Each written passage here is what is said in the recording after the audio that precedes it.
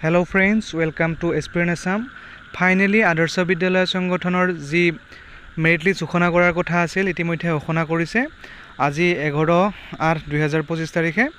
অৰ্থাৎ জিটিপিজিটি তাৰ পিছত এসিস্টেন্ট টিচাৰ আৰু কম্পিউটাৰ ইনষ্ট্ৰাক্টৰ আৰু ল্যাবৰেটৰী এটেন্ডেন্ট এই কেইটাৰ যি ইন্টাৰভিউ হৈছিল তাৰ পিছত তাৰ মেৰিট লিষ্ট ঘোষণা কৰা নাছিল আজি ঘোষণা কৰিছে গতিকে আপোনালোকে আদৰ্শ বিদ্যালয় সংগঠনৰ ৱেবছাইটত গৈ চাব পাৰে এয়া merit list of selected candidates for different posts of teachers আদৰ্শ বিদ্যালয় সংগঠন ইয়াৰ পৰা গৈ আপোনালোকে 240 নম্বৰ সিলেক্ট হৈছে 242 টা পোষ্ট আছিল তেওঁলোকৰ সিলেক্ট হৈছে কেইটামান পোষ্ট তেওঁলোকে দিয়া নাই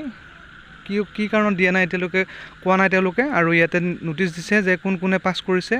আৰু যিসকলে পাস কৰিছে তেওঁলোকে ক'ত জয়েনিং কৰিব লাগিব হেতু দিয়া নাই যে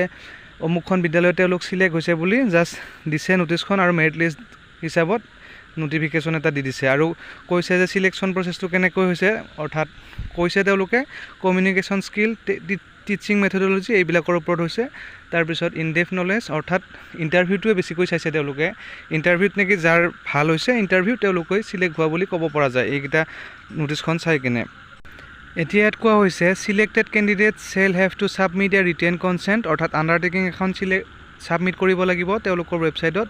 আৰু এইখন সাবমিট কৰিব লাগিব joining in any Adarsha Vidyalaya of Assam as per format within 2 days from the date of issue on this notice অৰ্থাৎ এই 11 তাৰিখৰ পৰা দুদিনৰ ভিতৰত আপোনালোকে যিকোনো এখন আদৰ্শ বিদ্যালয়ত গৈ আন্ডাৰটেকিংখন সাবমিট কৰিব লাগিব আৰু মেইল কৰিও দিব পৰা যাব টু ৰিক্ৰুইটমেণ্ট আসাম avs@gmail.com পঠাব লাগিব আৰু on receive of consent letters only engagement order will be issued through আৰু এই আন্ডাৰটেকিংখন দিয়াৰ পিছতহে আপোনালোকৰ এংগেজমেন্টৰ নোটিছ এখন তেওঁলোকে ইছ্যু কৰিব গতিকে আপোনালোকে যিসকলে সিলেক্ট হ'ল তেওঁলোকলৈ শুভেচ্ছা থাকিল যে ভালদৰে তেওঁলোকে কাম কৰিব বুলি আশা থাকিল তাৰ পিছত আপোনালোকে এই দুদিনৰ ভিতৰত জয়েন কৰিব লাগিব অৰ্থাৎ আন্ডাৰটেকিংখন দিব লাগিব গতিকে যোনে সিলেক্ট হৈছে তেওঁলোকৰ লগত এই ভিডিঅটো শ্বেয়াৰ কৰিব আপোনালোকে ধন্যবাদ